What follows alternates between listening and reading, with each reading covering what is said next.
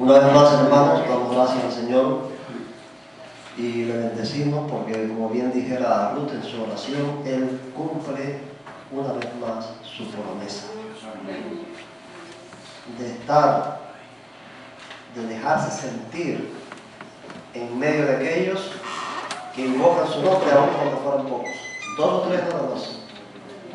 Él prometió hacer sentir su presencia.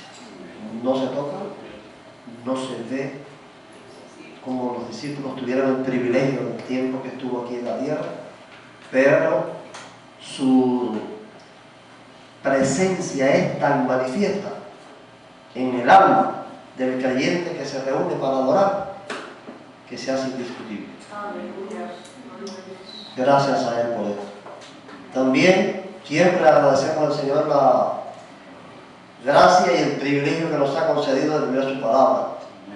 La revelación suya, que ha durado milenios y milenios, ha sido transmitida oralmente o por escrito en épocas, hasta llegar a nosotros en nuestro propio idioma. Eso también lo agradecemos. Conocer la voluntad de Dios leyéndola en nuestro propio idioma. Gloria sea al Señor. Estamos considerando, como ustedes bien saben, el tema del cuarto mandamiento. Y quisimos, como algo imprescindible, no obviar, o sea, no pasar por alto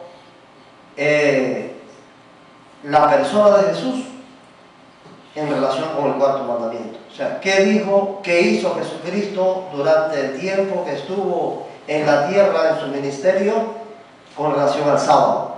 Porque nos parece indispensable. Cualquier análisis, cualquier estudio sobre el sábado requiere esto. Como ustedes bien saben, pues el sábado pasado, nosotros vimos, estudiamos un poco el caso de cuando 2 discípulos pasaron por un campo y tomaron espigas de trigo para comer. ¿Qué ocurrió ahí? Hoy vamos a leer otros textos con relación a sanidades, milagros de sanidades que hizo Jesús. Él hizo muchos milagros de sanidades. De esos muchos, 5 ocurrieron el sábado.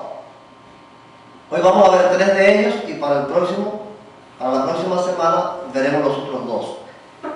Por eso les invito a buscar en la palabra estos textos primero en Marcos, el capítulo 3.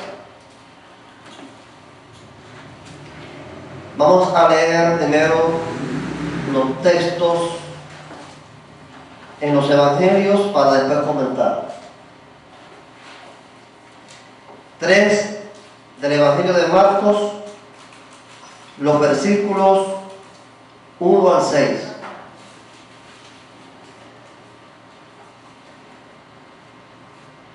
Otra vez entró Jesús en la sinagoga. Había allí un hombre que tenía seca una mano y lo acechaban para ver si lo sanaría en sábado a fin de poder acusarlo. Entonces dijo al hombre que tenía la mano seca: levántate y ponte en medio. Y les preguntó: ¿es lícito en los sábados hacer bien o hacer mal? ¿Salvar la vida o quitarla? Pero ellos callaban. Entonces, mirándoles con enojo, entristecido por la dureza de sus corazones, dijo al hombre: extiende tu mano. Él la extendió y la mano le fue restaurada sana. Salieron entonces los fariseos y se confabularon con los herodianos para destruirlo. Este es el primer texto. El segundo está en Lucas 13.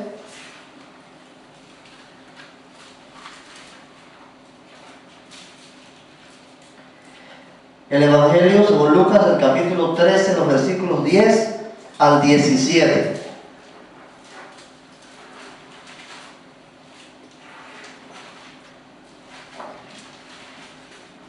13 de Lucas, versículos 10 al 17. Enseñaba Jesús en una sinagoga en sábado, y había allí una mujer que desde hacía 18 años tenía espíritu de enfermedad y andaba encorvada y en ninguna manera se podía enderezar. Cuando Jesús la vio, la llamó y le dijo: mujer, eres libre de tu enfermedad. Puso las manos sobre ella y ella se enderezó al momento y glorificaba a Dios. Pero el alto dignatario de la sinagoga, enojado de que Jesús hubiera sanado en sábado, dijo a la gente: 6 días hay en que se debe trabajar. En estos, pues, venid y sed sanados, y no en sábado. Entonces el Señor respondió y dijo: hipócrita, ¿no desatáis vosotros vuestro buey o vuestro asno del pesebre y lo lleváis a beber en sábado?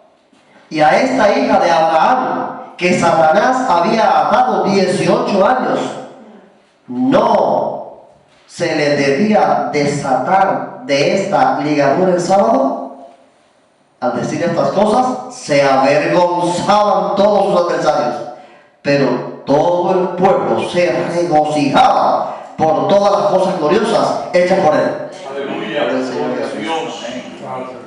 Y vamos a leer el último en el mismo Evangelio de Lucas, ahora el capítulo 14, ahí adelantico, los versículos 1 al 6.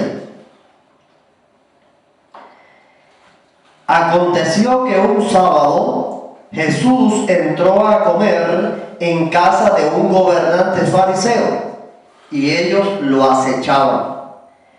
Y estaba delante de él un hombre hidrópico.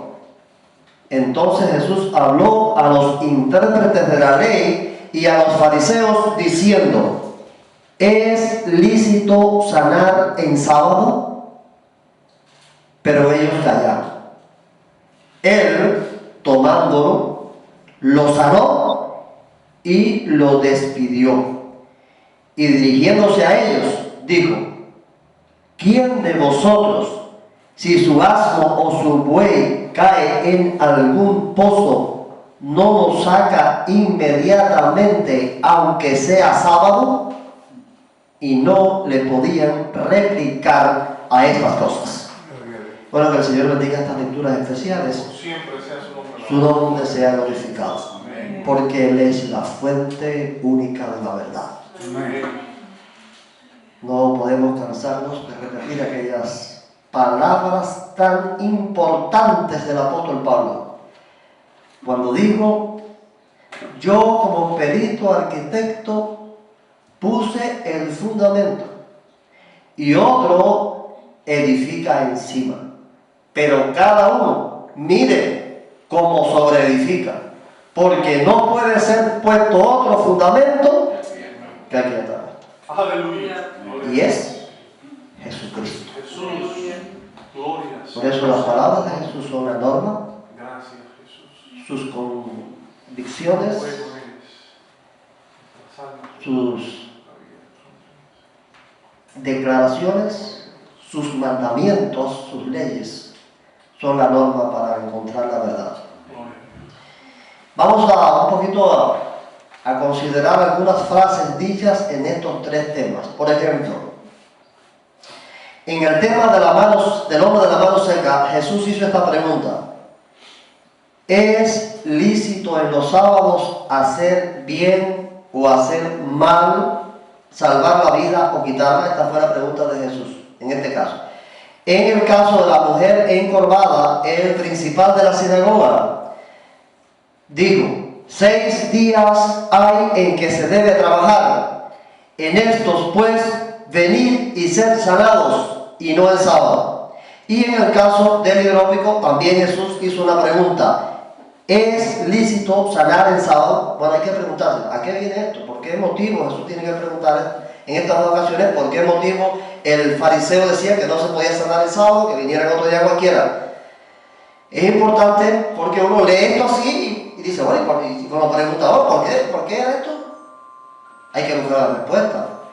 Y la encontramos en el contexto religioso en el que se desenvolvieron estos hechos. O sea, cómo vivían los judíos, qué conceptos tenían ellos, a dónde habían llegado en sus normas, en sus leyes, en cuanto al sábado, para que se tuviera que debatir si un hombre podía ser sanado o no podía ser sanado el sábado.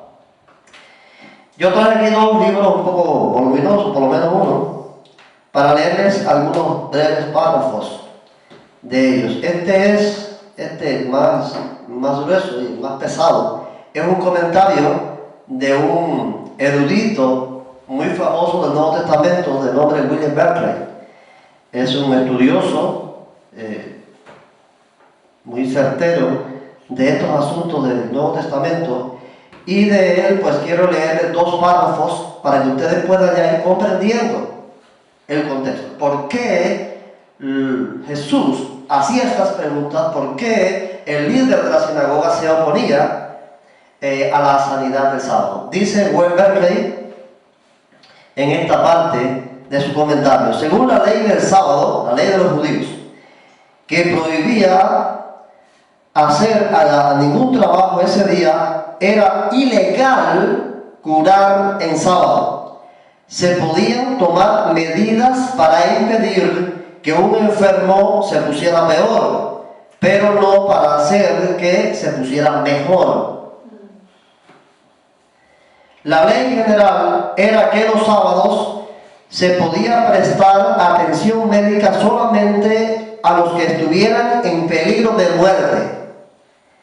Además, era ilegal llevar una carga en sábado, y se entendía por carga cualquier cosa que pesara más de 2 higos secos. Por tanto, era ilegal llevar a una persona enferma de un lugar a otro en una camilla o en brazos o a hombros, porque eso habría sido llevar una carga. O sea, ya aquí estamos mirando que había un contexto religioso en el cual en el sábado no se podía hacer curaciones, aun cuando estas fueran milagrosas, porque realmente las curaciones de Jesús no se hacían ningún trabajo, con la excepción, vamos a ver, en el próximo sábado, en el que el Señor hizo ciertas cosas, pero Jesús lo que hacía era poner las manos encima del enfermo, y ya no hacía ningún trabajo médico. Dice aquí el otro comentario que quería leerles: la ley prohibía expresamente curar en sábado. Es verdad que la ley establecía expresamente que todos los casos de peligro de muerte dejan en suspenso la ley del sábado. Ese era el caso particularmente de las enfermedades del oído, de la nariz, del cuello y los ojos. Pero aún entonces se establecía con igual claridad que se podían tomar medidas para que el paciente no se pusiera peor, pero no para mejorarle. Así es que se podía poner una venda en una herida, pero no se podían aplicar medicinas. En este caso no era una cuestión de que la vida del paralítico, porque él está comentando el caso del paralítico, o sea, del paralítico no, del hombre de la mano seca, que fue el que leímos hace poco. No era el caso de que la vida del paralítico estuviera en peligro, tampoco que se podía suponer que estuviera peor al día siguiente. Jesús conocía la ley, sabía lo que estaba haciendo, sabía que los fariseos le estaban acechando, y sin embargo sanó al enfermo. Quizás a nosotros nos parezca, y yo creo que cuando el sábado anterior hablé de las leyes judías sobre que no se podía caminar por encima de la hierba, que tratamos el tema de los discípulos arrancando espigas. Yo les decía a ustedes en aquel momento que ellos tenían una ley que no se podía caminar por encima de la hierba, porque eso era trillar.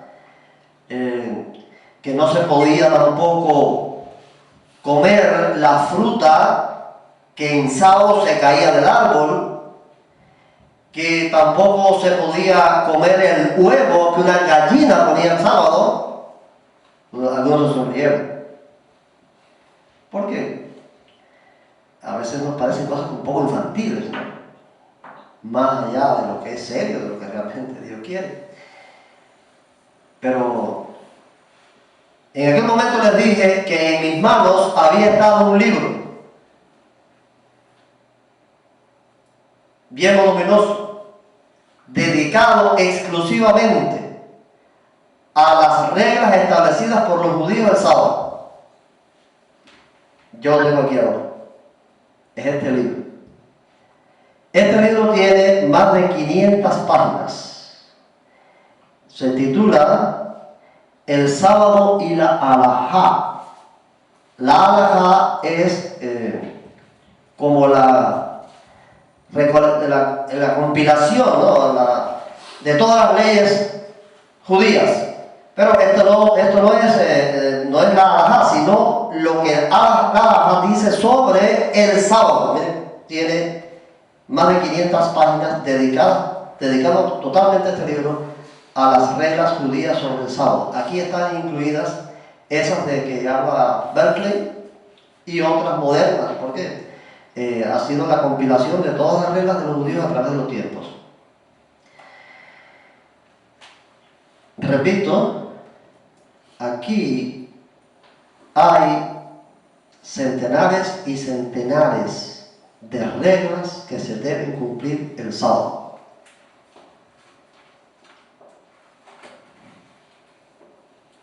Sobre los enfermos, que es lo que estamos tratando hoy, hay 57 reglamentos sobre los enfermos. Yo quería leerles para que ustedes puedan comprender hasta qué punto estas regulaciones de los judíos eran minuciosas. Quería leerles, aunque sean algunos pequeños párrafos, sobre el uso moderno de ciertas técnicas o, no sé, ciertos adelantos de la ciencia moderna. Por ejemplo, la electricidad. En el tiempo en que Cristo vivió y que se implementó el sábado, no existía la electricidad, pero los judíos han reglamentado el sábado en todas las épocas, y como hoy existe la electricidad, miren esto: está prohibido encender electricidad en Shabbat, ya sea electricidad común o de batería. Se debe tener cuidado de no encender la luz cuando se suben las escaleras. Ahora bien, si otra persona la encendió, está permitido seguir subiendo la escalera, aunque tenga provecho de la luz. Está prohibido apagar una luz encendida. Hay que advertir a las personas que se cuidan de no encender ni apagar electricidad, pero piden a niños pequeños que lo hagan ellos. Está prohibido que viole el Shabbat incluso a un niño que no llegó a la edad de educación en la mitzvot, aun tratándose de una prohibición decretada por los sabios, mucho más tratándose de una prohibición de la Torá. Por eso se debe tener en cuenta, o por eso se debe tener en la casa un reloj interruptor y regularlo antes del Shabbat para que se encienda y se apague por sí mismo.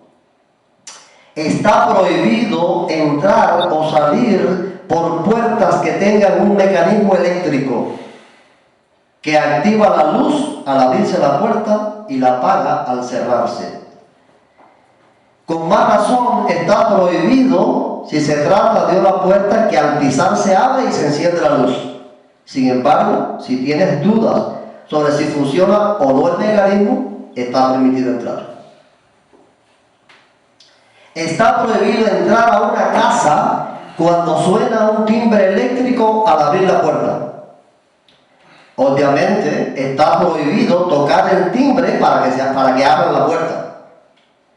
Un enfermo incluso fuera de peligro, este es un caso de los enfermos, porque ellos hacen diferencia entre el enfermo que corre peligro de muerte y el enfermo que no corre peligro de muerte. Dice, un enfermo incluso fuera de peligro que no puede levantarse de la cama, ya sea que esté en el hospital o en su casa, puede utilizar una campana para pedir ayuda, pero no puede hacerlo con un timbre eléctrico, obviamente, salvo que esté seguro que al hacerlo no enciende ninguna luz y que necesite ayuda inmediata para su salud. Un enfermo grave cuya vida está en peligro puede utilizar un timbre, incluso si al hacerlo se enciende una luz. Bueno, y así. Bueno, está prohibido esto que estoy haciendo yo ahora. Está prohibido hablar con un micrófono en Shabbat, ya sea de cable o de pila, incluso si fue preparado desde antes del Shabbat, o si está conectado a un reloj de Shabbat que lo enciende a la hora necesaria, o si lo deja encendido desde el día anterior. O sea, nosotros dejamos encendido este micrófono aquí desde ayer viernes y hoy no lo podemos usar. El micrófono no se puede usar el sábado. Está el teléfono. Está prohibido usar el teléfono en Shabbat. Tampoco se puede levantar el auricular y atender una llamada. Entonces no puede usted llamar, tampoco si lo llama puede atender la llamada. En caso de tener que hacer una llamada para salvar a un enfermo grave, siempre el asunto del enfermo, debe tomar el auricular de una forma no usual. Por ejemplo, hacerlo con las dos manos. O sea, en el caso de que haya un enfermo grave y hay que usar el teléfono, en vez de coger el teléfono nuevamente y levantar el auricular, se lo coge con las dos manos. Hay otro lugar más adelante que no lo voy a leer porque son demasiadas cosas, donde dice que cuando hay un incendio hay que llamar a los bomberos, a la policía por un problema, el teléfono en vez de cogerse normalmente debe cogerse con los codos, levantarlo con los codos del auricular y no hacerlo normalmente, no hacerlo usualmente. Debe tomar el auricular. Yo estoy leyendo todas estas cosas. Mira, ustedes se sonríen, pero esto es serio. Esto es un libro editado en Jerusalén, o por lo menos traído de allá, para que ustedes puedan comprender el enojo de Jesús. Es lo que esto pues, a veces da motivos para sonreírse, pero yo lo estoy leyendo para que ustedes puedan entender por qué Jesús le dijo: hipócrita, y tú no desatas a tu buey, a tu asno para llevarlo a beber. ¿Por qué Jesús se enojó? ¿Por qué Jesús se entristeció al ver la dureza de su corazón? ¿Por qué Jesús dijo estas palabras: este pueblo de labios me honra, mas su corazón está lejos de mí, porque en vano me honran enseñando como mandamientos doctrinas de hombres? En ese contexto que tenemos que analizar estas cosas y ver a Jesús en este contexto y decir, bueno, ¿qué tenemos que hacer nosotros? Aquí vamos a seguir. ¿Cuál es nuestro deber seguir? ¿El patrón de Jesús o el patrón de los judíos? Al hacerlo con las dos manos y al finalizar la llamada, se puede devolver a su lugar, aunque ya no vuelva a ser necesitado el teléfono durante el Shabbat, ya que de no hacerlo, el teléfono del médico, del hospital o de la persona a la que haya llamado queda desconectado y no puede ser usado. Bueno, creo que basta con esto, ¿verdad? Yo tenía más, pero vamos a darle. Es suficiente comprender ciertas cosas de esta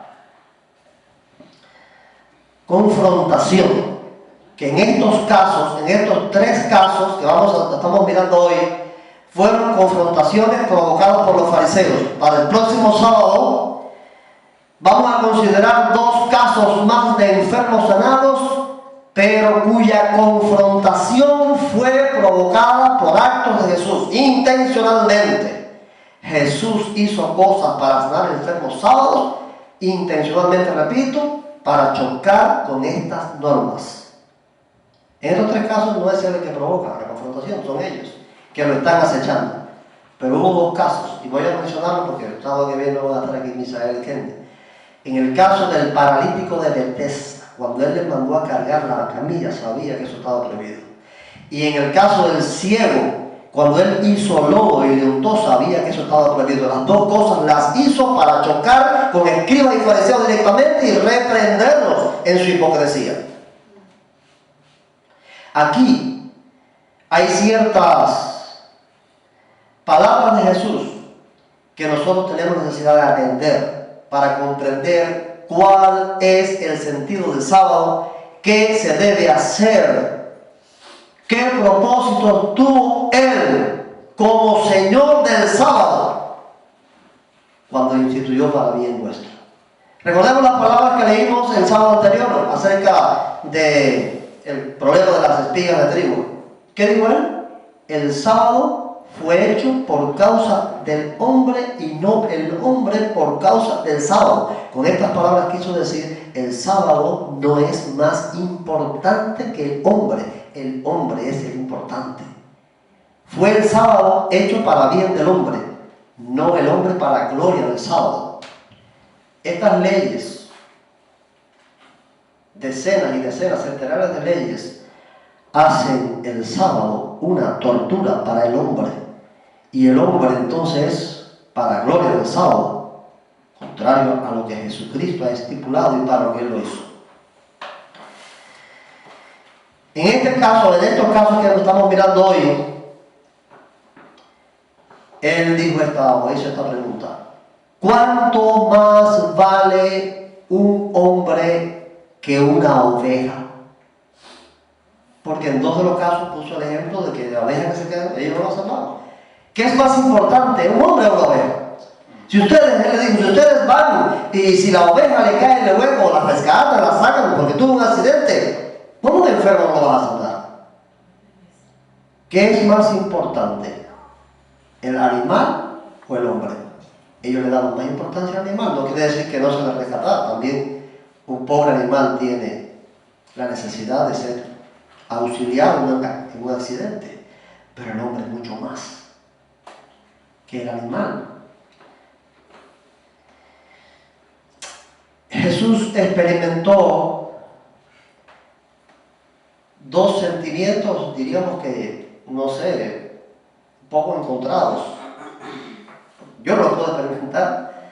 Creo que a los hombres comunes les es difícil experimentar al mismo tiempo enojo y tristeza.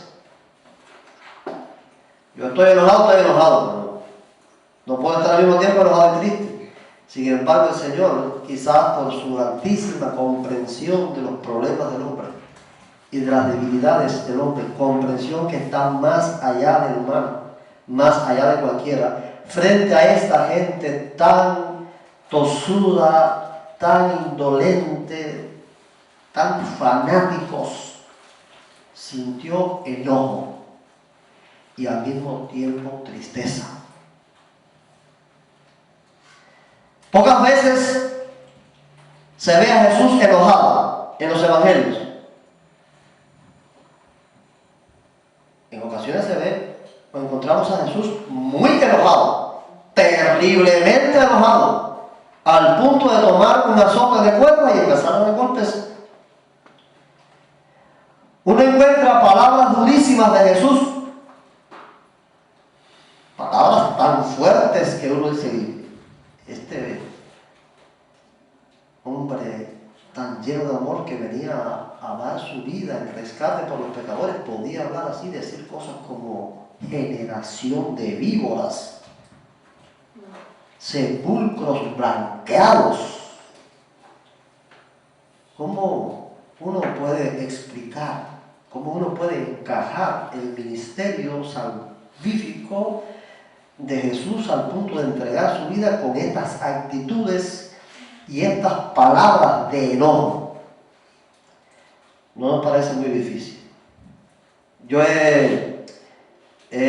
no desafiado, pero sí he retado quizás un poco a algunas personas para que me busquen un solo texto en los evangelios donde Jesús se muestre enojado con los pecadores comunes y corrientes. Todas las veces en que Jesús mostró enojo o dijo palabras fuertes fue contra los falsos religiosos, contra quienes se vestían de una piedad mentirosa y juzgaban a los demás. No hay ni un solo gesto brusco, ni una palabra dura de Jesús contra el pecador, por malo que fuera. Ahora, contra quienes se decían santos y vestían ropas largas, hacían oraciones en los cantones de las calles en pie para ser vistos de los hombres y desnudaban sus rostros para hacer aparecer a los hombres que ayunaban. Contra esa gente Jesús tomó hasta un azote de cuerdas y le dijo que ellos habían hecho de su casa de oración casa de mercado. En ese contexto, en esa acción de Jesús, tenemos que interpretar estas cosas. Toda esta gente crearon toda esta cantidad de leyes. Y Jesús dijo que eran cargas difíciles de llevar sobre los hombros de los hombres, pero que ellos ni con un dedo querían moverlas.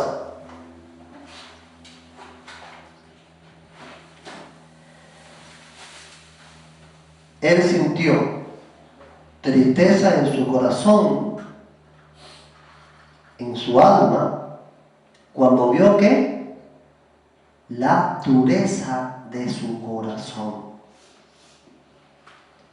¿Qué vio Jesús en el corazón de aquella gente?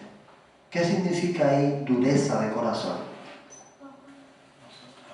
Insensibilidad, desamor hacia las necesidades de sus semejantes. Ellos eran más fanáticos que amorosos. A ellos no les importaba la enfermedad de aquella pobre gente.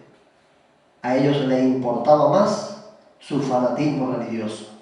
Por eso eran duros de corazón. Dureza de corazón es insensibilidad, falta de amor, falta de piedad, falta de misericordia hacia quienes estaban padeciendo necesidades. Jesús se sintió triste porque aquella gente era o debían haber sido los líderes del pueblo, eran los maestros, eran los que supuestamente estaban en nombre de Dios destinados a que el pueblo siguiera la verdad, pero Jesús vio al pueblo como ovejas que no tienen pastor. Y por eso era que la gente se aglomeraba en la montaña, en la orilla del río, en la orilla del mar, en todas partes. Háblanos, maestro, háblanos, dinos tus palabras, porque él sí era el verdadero pastor. Toda aquella gente eran falsos pastores que habían saltado por donde estaba la puerta. ¿Por qué? Porque habían implementado una religión y se habían alejado de Dios. Habían creado centenares de mandamientos, como dice bien Alejandro Bullón. No estuvieron conformes con un mandamiento, con el cuarto mandamiento. Crearon 300 mandamientos por encima de ese. Muchísimas veces hemos dicho aquí que la única autoridad, y ahora lo repetimos, la única autoridad que hay en esta tierra para decir cabalmente la voluntad de Dios, ¿cuál es? La palabra.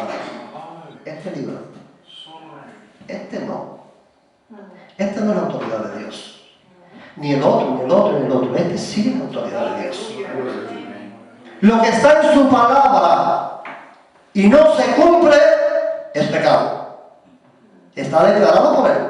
Lo que está ahí y no se cumple está condenado al hombre. Pero de aquí para allá no se puede inventar más nada. Ni quitar, ni poner.